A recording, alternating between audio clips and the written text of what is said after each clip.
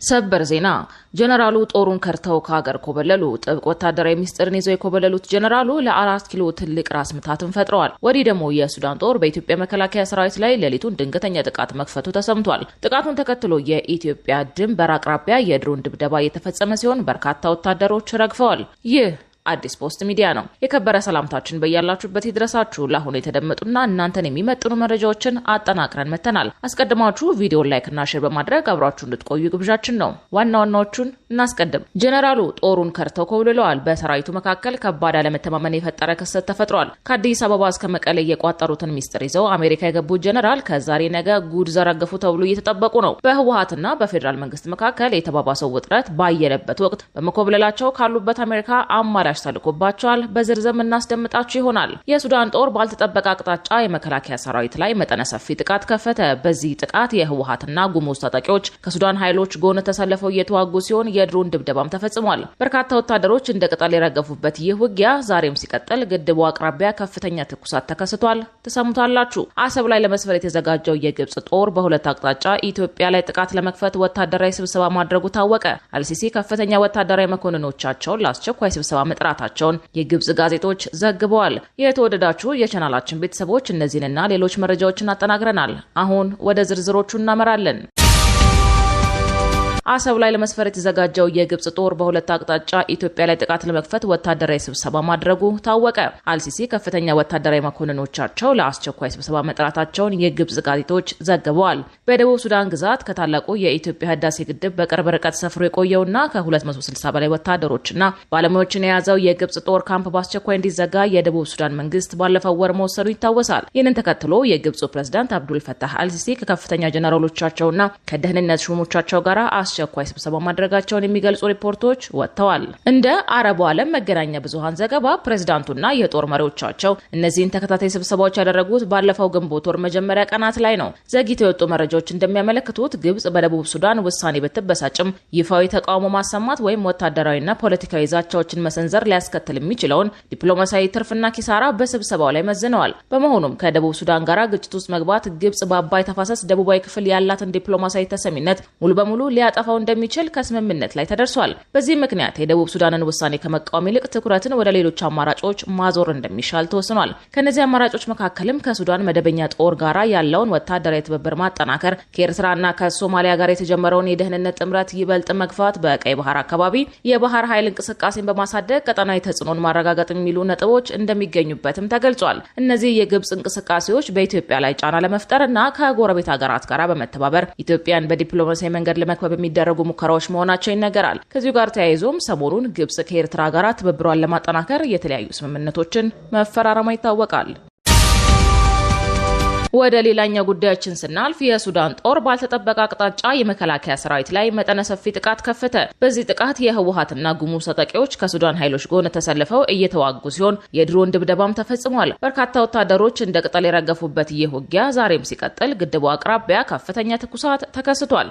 ራሱን የቤንሻንጉል ጉሙዝ ህዝብ ነጻ አውጪ ንቅናቄ ብሄነን ብሎ የሚጠራው ታጣቂ ቡድን በቀጠናው ከሚገኙ የሱዳን ሰራዊትና የአርሚ 70 ኃይሎች ጋር በመተባበር በቤንሻንጉል ጉሙዝ ክልል ድንበር አካባቢ ትንኮሳ በመፈጸሙ የኢትዮጵያ ሀገር መከላከያ እርምጃ መውሰዱ ተሰምቷል። መከላከያ በወሰደው መልሶ ማጥቃት የተመታው የብሄነን ታጣቂና የሱዳን ኃይሎች ጉዳት ካስተናገዱ በኋላ የተረፉት መሸሻቸው ታውቋል። የክልሉ የዜና ምንጮች እንዳሉት ጥምረት ፈጥረው ጥቃት ለመሰንዘር የመጡት ኃይሎች የተነሱት በሰሜን ሱዳን ብሉ ናይል አቅጣጫ አካባቢ ነበር። በተጠቀሰው አቅጣጫ ጊዘን ከተማ ካምፕ የሚገኙ የብሄነን ታጣቂዎች በቀጠናው ከሚገኙ የሱዳን መንግስት ሰራዊት ኃይሎች ጋር በመተባበር በቤንሻንጉል ጉሙዝ ክልል አሶሳ ዞን ሸርቆለ ወረዳ ጊዘን ቀበሌ ድንበር አካባቢ ትንኮሳ መፈጸማቸውን የገለጹት የአካባቢው የጸጥታ ኃይሎች መከላከያ የወሰደውን እርምጃ መቋቋም እንዳልቻሉ አስታውቀዋል። ሰኔ 6 ቀን 2018 ዓ.ም ከቀኑ 6 ሰዓት አካባቢ በተደረገው በዚህ ኦፕሬሽን የጠላት ኃይል ከሱዳን ድንበር ተሻግሮ በመግባት ጥቃት እንደሚከፍት መረጃ እንደነበረው ያመለከቱት የዜና ሰዎች ይኸው ኃይል ተኩስ እንደከፈተ አስቀድሞ በነበረው መረጃ መሰረት በተጠንቀቅ ላይ የሚገኘው የመከላከያ ኃይል በወሰደው የመልሶ ማጥቃት በቀጠና የገቡት የብሄነን ታጣቂዎችና የሱዳን ኃይሎችን በመደምሰስ በርካታ ትጥቆችን መማረክ እንደቻለ ገልጸዋል። የወገን ኃይል ቦታውን ከማስከበርና ድንበሩን ከመቆጣጠር ባሻገር በርካታ ትጥቆችን መማረክና መሰብሰብ ችሏል ያሉት የአካባቢው የጸጥታ መዋቅር አካላት በጥቃቱ የደረሰውን ጉዳትና የተማረከ ትጥቅም ዘርዝረዋል።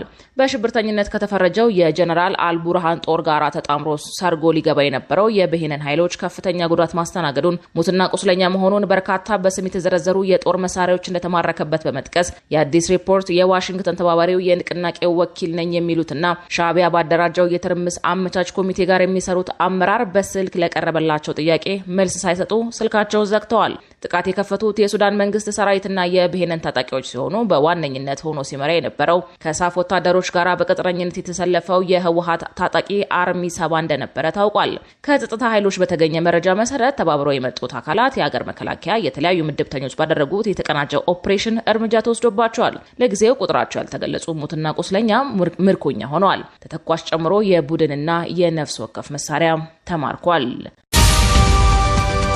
ሌላኛው መረጃችን ደግሞ ጀነራሉ ጦሩን ከርተው ኮብልለዋል ይለናል። በሰራዊቱ መካከል ከባድ አለመተማመን የፈጠረ ክስተትም ተፈጥሯል። ከአዲስ አበባ እስከ መቀሌ የቋጠሩትን ሚስጥር ይዘው አሜሪካ የገቡት ጀነራል ከዛሬ ነገ ጉድ ዘረግፉ ተብሎ እየተጠበቁ ነው። በህወሓትና በፌዴራል መንግስት መካከል የተባባሰው ውጥረት ባየለበት ወቅት በመኮብለላቸው ካሉበት አሜሪካ አማላጭ ተልኮባቸዋል። ወደ አሜሪካ የኮበለሉት የህወሓቱ ከሚመካባቸው ቁንጮ ወታደራዊ አመራሮች መካከል አንዱ የሆኑት ጀነራል ተክላይ አሸብር ወይም ወዲ አሸብር መሆናቸው ታውቋል። ጀነራሉ ለወራት ከጠፉ በኋላ አሜሪካ መግባታቸው የተሰማው በህወሓትና በፌዴራል መንግስት መካከል ውጥረቱ ባየለበት ወቅት ነው። ወዲ አሸብር ወደ አሜሪካ የኮበለሉት ወደ ጦርነት መመለስ አለብን ካሉ ከህወሓት አመራሮች ጋር ተጋጭተው መሆኑ ተሰምቷል። ጀነራሉ ትግራይ ወደ ዳግም ጦርነት መግባት የለበትም ከሚሉት መካከል በመሰለፋቸው ከነደብረጽዮን ገብረ ሚካኤል ቡድን ጋር ከፍተኛ የውስጥ ፍጥጫ ውስጥ ገብተው እንደነበረ ታውቋል። ጀነራሉ አሜሪካ የገቡበት ጊዜ በውል ባይገለጽም በአሁኑ ሰዓት ከቤተሰቦቻቸው ጋር ኑሯቸውን በዚህ ሀገር አድርገዋልም ተብሏል። የህወሓትን ወታደራዊ ምስጢሮች ይዘው ወደ አሜሪካ የኮበለሉት ጀነራሉ ለጦርነት ዝግጅት እያደረገ ነው በሚባልለት በነደብረጽዮን ገብረ ሚካኤል ቡድን የሽምግልና አማላጭ ተልኮባቸዋልም ተብሏል። በተፈጠረው መከፋፈል የተወሰኑ ጀነራሎች ከጊዜ ወደ ጊዜ ከትግራይ እየወጡ አዲስ አበባ ሲገቡ እንደነበረ ይታወሳል። እስከ መታሰር ድረስ የዘለቁት ጀነራሎቹ አዲስ አበባ ከገቡ በኋላ አፋር ክልል የሚንቀሳቀሰውን ሐራ መሬት ተቀላቅለው እየመሩ መሆኑን ታውቋል። ወዲ አሸብር ግን ወደ አፋር በረሃ መውረድንም እንዲሁም ደግሞ ወደ አዲስ አበባ መክተምን አልፈለጉምም ተብሏል። ጀነራሉ አስቀድሞ በቤተሰቦቻቸው በኩል አሜሪካ ባደላደሉት ምቹ ሁኔታ ጠቅልለው መኮብለላቸውን በቅርበት የሚያውቋቸው ሰዎች መረጃ አውጥተዋል።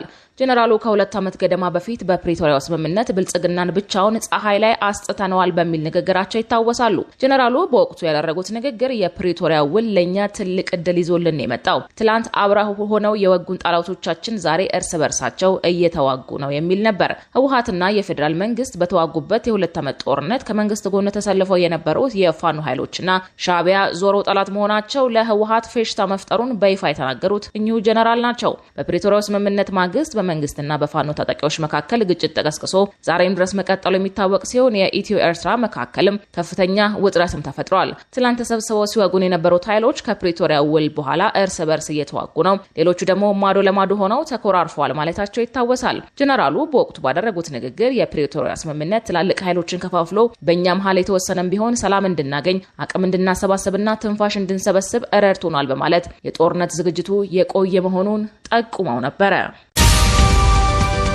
ወደ ውጭ መረጃችን ስናልፍ አሜሪካና ሩሲያ ስትራቴጂካዊና አውዳሚ ቦምብ ጣይ የጦር አውሮፕላኖቻቸው በደረሰባቸው አደጋ ወደሙ። የሩሲያና የአሜሪካ አየር ኃይል ንብረት በሆኑ ስትራቴጂካዊ የቦምብ ጣይ አውሮፕላኖች ላይ በተለያዩ አካባቢዎች በመከስከስ በደረሰ አደጋ መውደማቸውን ወታደራዊ ባለስልጣናቶች አስታውቀዋል። የሁለቱም ሀገሮች ከፍተኛና አውዳሚ የሚባል ቦምብ ተሸካሚ የሆነ ንብረታቸውን እንዳጡ ተዘግቧል። የሩሲያው በሳይቤሪያ ሲከሰከስ፣ የአሜሪካው ደግሞ በካሊፎርኒያ ነው። ሩሲያ 4ቱም የበረራ አባሎች የተረፉ ሲሆን አሜሪካ ግን 8 የበረራ አባሎች ሙሉ በሙሉ ሞተዋል። በሩሲያ በኩል አንድ የሀገሪቱ አየር ኃይል ንብረት የሆነው ቱ-22 ኤም3 የረጅም ርቀት ስትራቴጂካዊ የቦምብ ጣይ አውሮፕላን በሳይቤሪያ ኢርኩትስክ ግዛት ውስጥ መከስከሱን የሀገሪቱ መከላከያ ሚኒስቴር አስታውቋል። አውሮፕላኑ አደጋ የደረሰበት መደበኛ የልምድ በረራ እያደረገ በነበረበት ወቅት እንደሆነ የገለጸው የመከላከያ ሚኒስትሩ በአውሮፕላን ውስጥ የነበሩት 4ቱም የበረራ አባላት አውሮፕላኑ መሬት ጋር ከመጋጨቱ በፊት በሰላም ፓራሹት ተጠቅመው መውጣት ችለዋል ብለዋል።